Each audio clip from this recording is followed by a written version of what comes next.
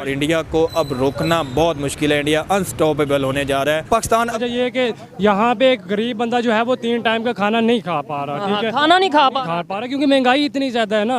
आप देखो जहाँ पे बंदा 10 रुपए लगा के जा रहा था, अब वहाँ पे बंदा 30 से 40 रुपए लगा के जा रहा है। क्या वो किस तरह सर्वाइव करेगा? इंडिया साइड अब इंडिया में और पाकिस्तान में ज़मीन आसमान का फ़र्क है। इंडिया बहुत ही अपने जहन को इस्तेमाल करता है और वो चाल खेलते हैं जो उसको फ्यूचर में काम देगी। वो देखते हैं कि मेरा मुस्तकबिल क्या है, मेरी यूथ का मुस्तकबिल क्या है, वो ये देख रहा होता है। चला रहा है तो इट मीन्स कि उसको जो प्रॉफिट अपने मुल्क को लेके लगेगा तो वो उसके लिए डिसीजन उसने लेना ही लेना है। इंडिया को अपना फायदा उसमें नजर आता है तो वो किसी से नहीं डरता। डेफिनेटली, बल्कि देखिए जी, India is better in all formats. और उनका आप अगर देखें तो अपने एंटरप्रेन्योर्स को जो न्यू स्टार्टअप्स लेते हैं बच्चे जो उनके ग्रेजुएट होते हैं आईआईटी से या फिर जो भी बड़ी यूनिवर्सिटी से, जैसे यहाँ पर है कि इंडिया और रशिया मिलकर दुनिया को शॉक करने जा रहे हैं। क्योंकि शॉक इसलिए वर्ड मैं यूज़ कर रहा हूँ क्योंकि यूएसए ने इतनी ज़्यादा सैंक्शंस रशिया पे लगाई हैं कि कोई कंट्री उसके साथ जो है ट्रेड भी ना करे और कुछ भी ना करे। और अगर मैं थोड़ा सा पास्ट की तरफ चला जाऊँ तो हमने अपने पाकिस्तान में भी देखा था कि हमने भी यूएसए से डरते हुए रशिया से ऑयल नहीं खरीदा था। आज उसके हम सम्राट भुगत रहे हैं। और साथ ही बात करूँ इंडिया की तो इंडिया ने तब ऑयल भी खरीद लिया। अभी रिसेंटली एक न्यूज़ ये आ रही है कि मार्सो प्लेन के नाम से एक एयरक्राफ्ट तैयार कर रहे हैं रशिया और इंडिया, जिस पे वो मार्स पे जाएंगे। तो क्या वजह है कि इंडिया जो है वो यूएस के इन्फ्लुएंस में नहीं आता और पाकिस्तान जो है वो हर टाइम उनसे ही डरा रहता है? सर एक्चुअल में ये कि पाकिस्तान क्यों ना डरे, पाकिस्तान के पास है क्या? पाकिस्तान को यही नहीं पता, पाकिस्तान में खुद एतमादी नहीं है और पाकिस्तानी सियासतदानों को यही नहीं पता कि हमने कौम के लिए करना क्या है। अब इंडिया में और पाकिस्तान में ज़मीन आसमान का फ़र्क है। इंडिया बहुत ही अपने जहन को इस्तेमाल करता है और वो चाल खेलते हैं जो उसको फ्यूचर में काम देगी। वो देखते हैं कि मेरा मुस्तकबिल क्या है, मेरी यूथ का मुस्तकबिल क्या है, वो ये देख रहा होता है। हमारे सियासतदान अपना मुस्तकबिल देख रहे होते हैं कि यार मैं अपनी नस्लों को किस तरह सुधारना है। डेट्स वाई हमें बहुत सी चीज़ों में कॉम्प्रोमाइज़ करना पड़ रहा है और पीछे रह रहे हैं। इंडिया नहीं करता। अब इंडिया की पॉलिसी देख ले, ना यूएस को नाराज करना देता है ना रशिया को नाराज होने देता है। हम यूएस को भी नाराज रखते हैं, रशिया को भी नाराज रखते हैं। सर जो उधार पैसे मांगने वाला होता है ना वो ऐसा ही होता है, मुनाफिक होता है। तो इसलिए पाकिस्तान में मुनाफिकत है।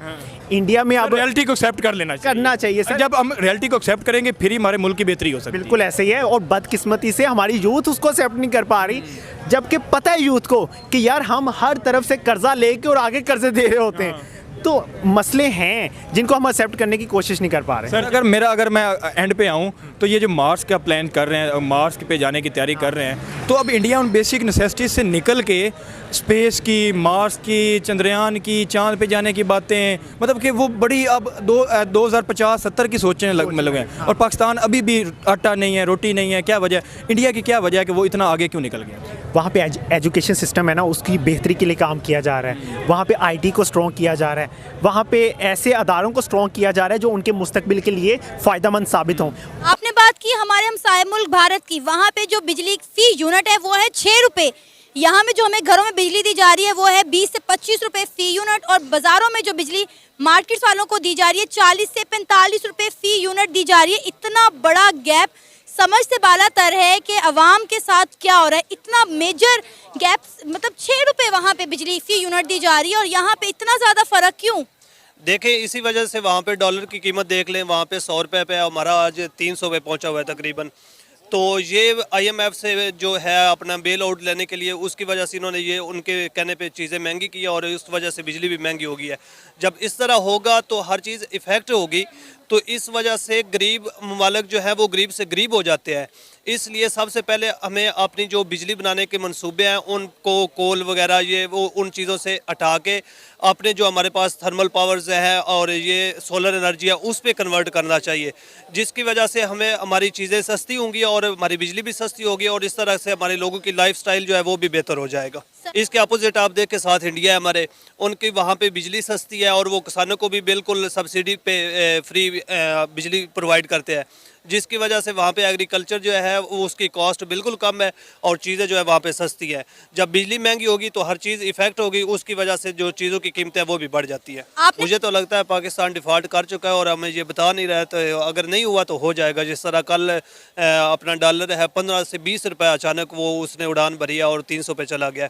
इसलिए पाकिस्तान के लिए एक मुखलिस ईमानदार लीडर की ज़रूरत है जो कि यहाँ पे नज़र नहीं आ रहा। सर यानी कि वो उधर देख लो, आवाम देख लो, मिसाल तौर पे इधर से जो है ना 10 गुना ज़्यादा आवाम उधर है। यानी कि उधर का भी एक ही वज़ीर आज़म है, इधर का भी एक ही वज़ीर आज़म है, तो वो देख लो कितना ज़्यादा उसको कंट्रोल कर सकते हैं। ये हमारे 4 सूबों को नहीं कंट्रोल कर सकते। वो मेरे ख्याल से मैंने सुना तो है इतना का, कि बाकी नहीं पता कि वो 24 सूबे कितना है। वो आपको पता है पाकिस्तान से कई गुना बड़ी उनकी आबादी है, उसके बावजूद भी वहाँ पे जो बिजली का यूनिट है 6 रुपये है, और यहाँ तक कि जो देहाती इलाके उसमें 200 रुपये में जितनी मर्जी बिजली इस्तेमाल करें। उसका नियत अच्छा है, उन लोगों का नियत अच्छा है, चाहे वो गैर मुस्लिम है, और उन लोगों में से करप्शन नहीं है। हम लोग तो जो है ना एक दूसरे का खून पीने के लिए तैयार हैं, उन लोगों में जो है ना वो करप्शन नहीं है। वो जो मर्जी, वो करप्शन भी करते हैं, सब कुछ थे, मगर इतना नहीं करते जितना ये हमारी पाकिस्तान का कर रहे हैं। ये तो कोशिश कर रहे हैं कि मैं किसी तरह किसी को लूट लूँ।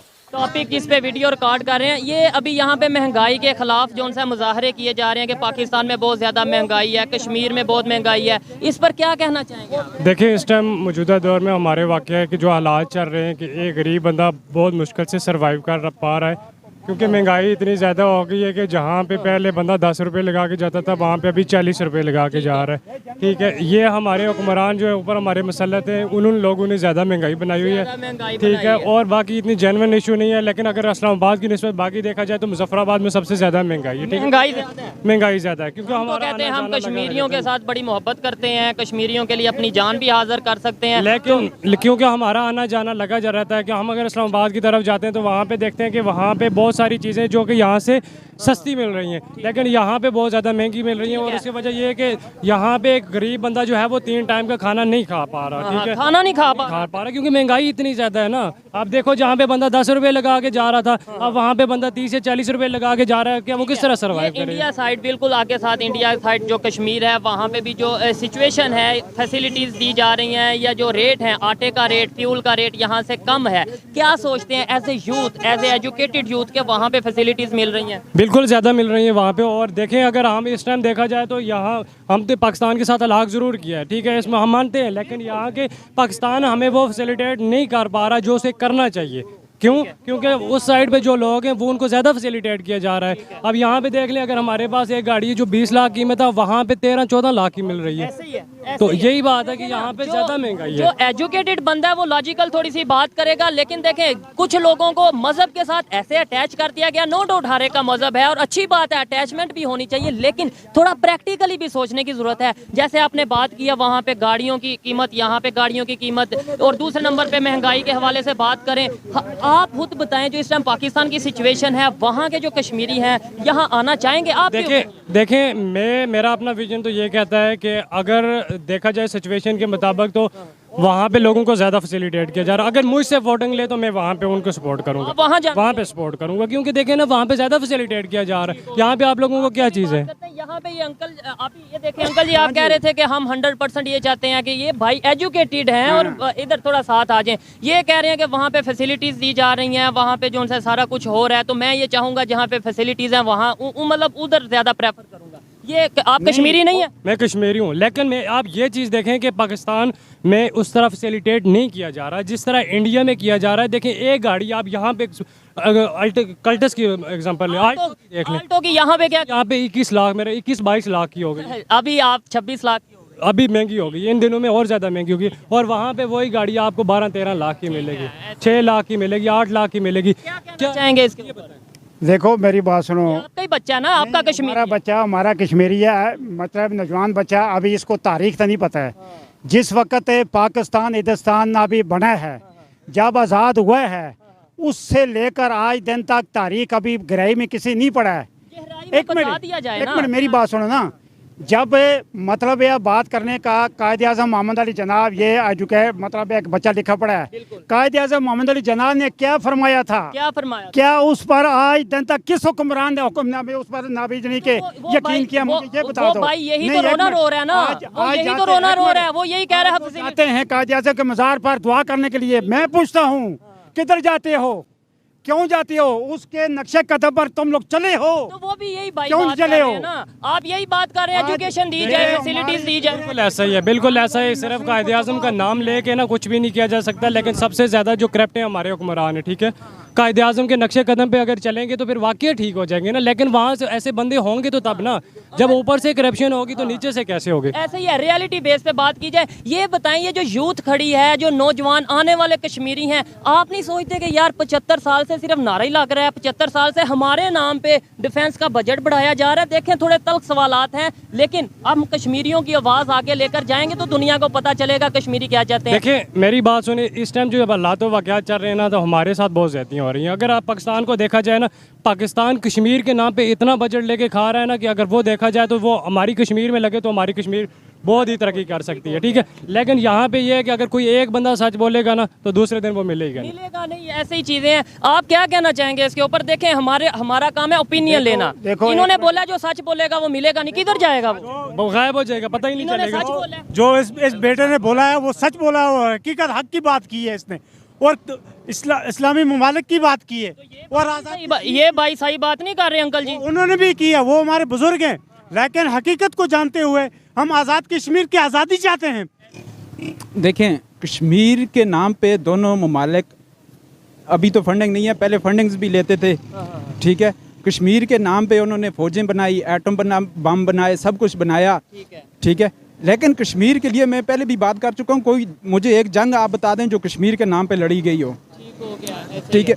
कश्मीर को ना ही पाकिस्तान आज़ाद करवाना चाहता है, ना ही इंडिया आज़ाद करवाना चाहता है, और ना ही हमारे जो आज़ाद कश्मीर के हुक्मरान हैं ये चाहते हैं कि कश्मीर आज़ाद हो जाए। वो इसलिए कि फॉर एग्ज़ाम्पल आप देखें, जब हमारा कोई भी इलेक्शन लड़ता है उसे टिकट तब अलॉट किया जाता है, तब वो पहले लिखता है कश्मीर बनेगा पाकिस्तान। अच्छा, यानी ये तो फिर एक जबरदस्ती हुई ना, ये तो अपनी साइन करता है तब ही उसे टिकट दिया जाता है किसी भी पार्टी की तरफ से।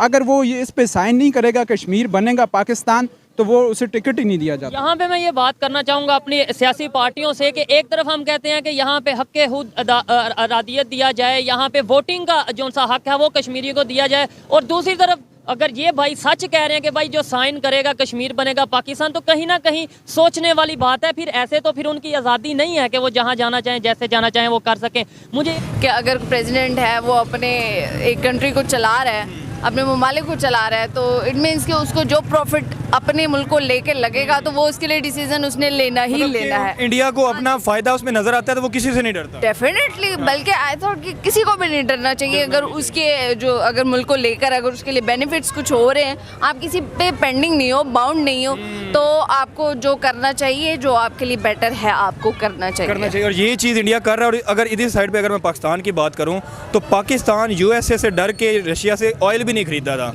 आज उसी रशिया के साथ इंडिया ट्रेड भी कर रहा है और मार्सो प्लेन के प्रोजेक्ट भी बना रहा है। पाकिस्तान क्यों डरता है इतना, इंडिया क्यों नहीं डरता? तो वही बात आ गई ना कि आप अगर किसी पे पेंडिंग नहीं हो तो जब आप किसी से पैसे नहीं लोगे तो आप कैसे अपने डिसीजन के लिए किसी अगर मैं आपको कोई पैसे दूं तो मैं आपको कहूं कि इससे नहीं बात करनी तो आप नहीं करेंगे। तो यही सिचुएशन पाकिस्तान की अमेरिका के साथ भी है। बिल्कुल इसी तरह से ये तो सिचुएशन है कि भाई आप अगर बाउंड नहीं हो ना, आप पर किसी का कोई एहसान नहीं है, कोई बात नहीं है, तो आप कुछ भी कर सकते, आप कुछ भी कर सकते। इसी वजह से आज इंडिया रशिया के साथ कुछ भी कर रहा है। डेफिनेटली इसी वजह से कर रहा है, और पाकिस्तान को भी यही एक्चुअली करना चाहिए था। आप क्यों किसी के बोलने पे फिर आप चलते हो? आप अपने डिसीजन खुद क्यों नहीं लेते हो?